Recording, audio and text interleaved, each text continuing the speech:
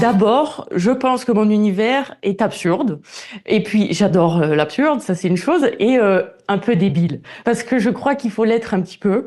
J'ai voulu vraiment garder mon âme d'enfant. Et bon, ben, on va rester sur des choses qui, moi, me font marrer depuis très longtemps. Et je me dis, OK, maintenant je me mets en scène moi. Et le billet de la Corse, c'est déjà, ça fait partie de mon identité. Je suis née à Ajaccio et voilà, j'ai grandi à Ajaccio. Je voulais rendre hommage aussi à mes racines et surtout à nos tics de langage qui me régalent. Et voilà, et puis exporter ça un maximum, même si je sais que je fais des fautes d'orthographe en corse et j'ai des messages parfois où on me dit que oui, j'ai mis ce borgne comme en français alors que c'est un mot corse, je sais. Mais c'est un peu voulu aussi parce que ben, on a tellement de tics de langage à Ajaccio. Désolée pour les Bastiais d'ailleurs.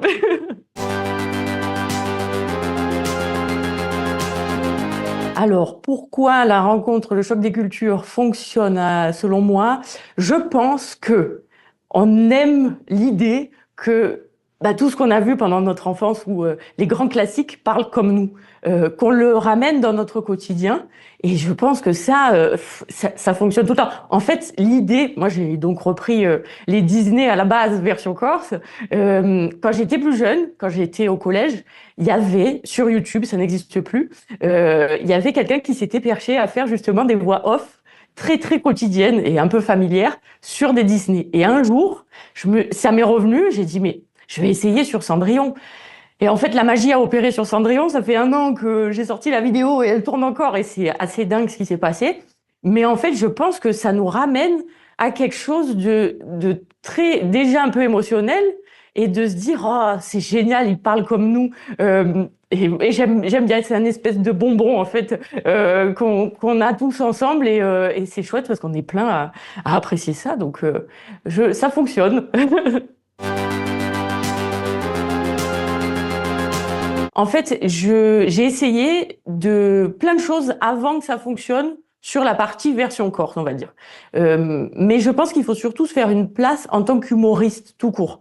Que ce soit homme ou femme, on est quand même très nombreux à faire ça, à faire des vidéos, à faire du stand-up, à faire de la scène.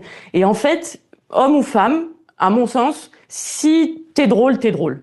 Y a pas de le plus difficile, c'est de l'être en fait. Et ce qui fait que j'ai pas réellement senti qu'il fallait que je fasse plus d'efforts en tant que femme, mais par contre, en tant qu'être humain, pour essayer de trouver ma patte, essayer de trouver ma direction artistique aussi, ma voix sur scène, ma voix sur les réseaux, et simplement comprendre ce qui moi me faisait marrer, ce qui allait faire marrer les gens, là c'était plus difficile. Donc en fait il faut faire sa petite recette, sa petite tambouille personnelle, et surtout ne pas copier les autres ou de vouloir être tenté de dire ok je vais faire comme parce que ça va fonctionner. C'est quand on commence à comprendre que c'est sa propre recette qui fonctionne que je pense que ça fonctionne, même si c'est assez dur. Et homme ou femme, là je sais au Comedy Club souvent on discute hommes et femmes, on est ensemble et on est en mode ok de toute façon nous on veut juste faire rire les gens, donc que ce soit masculin ou féminin, on est tous dans le même bain, voilà.